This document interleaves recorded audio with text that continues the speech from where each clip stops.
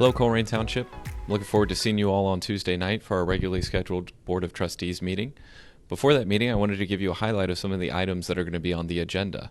So I've got the agenda pulled up here in front of me, and as I'm scrolling through, we're going to start off the night with presentations like we normally do. This go around, we're going to be introducing and swearing in a new full-time firefighter and our new Assistant Chief of Operations for the fire department. So we hope to see you all there to welcome them in their new roles. After that, we're going to recognize our outgoing Assistant Chief of Fire Operations, and that is Greg Brown. He spent over 37 years with Colerain Township, so we're really excited to give him one more well wish as he moves off into his next endeavors in his life. After that, we'll move into public safety, where right now we just have a bunch of items scheduled for the police department related to nuisances and junk vehicles. After that, we move into our public services department, and we have a few items on the agenda, a couple of which are construction related. So the first item deals with some construction of sidewalks on Colerain Avenue. This is a project that's actually being pushed by Green Township, but ODOT needs our consent to do a little bit of work just in Colerain, south of Burnside. After that, we're going to issue a request for proposals for our next phase of the playground at Fort Colerain.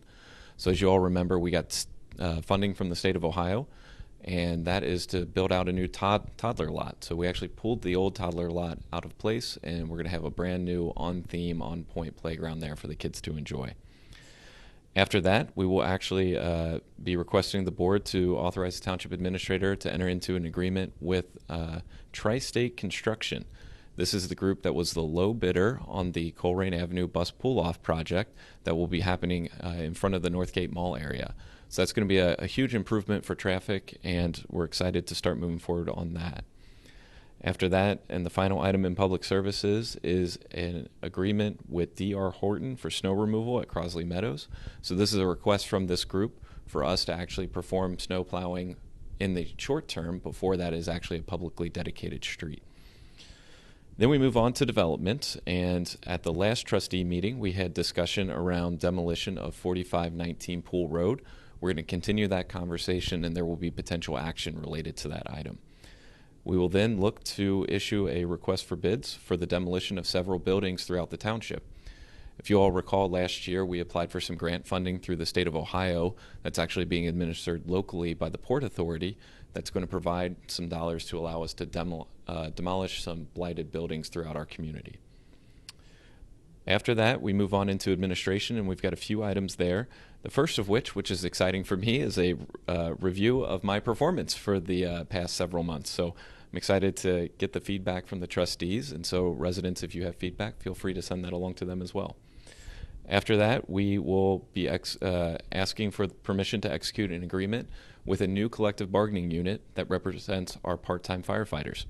Staff has been working with their representatives over the past several months, and we have an agreement ready for adoption. We will then look to amend appropriations from 2022. Typically, we have one or two items that needs cleanup at this point of the year, and so we go and take one last look at last year, and we fix what we need to fix, and that's what that will do. After that, we have a resolution for adopting a gift policy. This was something that was first introduced at the last board meeting for a first reading, so this will be the second reading and hopeful adoption. Then we have one item left in old business, and that is to continue our discussion of the flock camera system.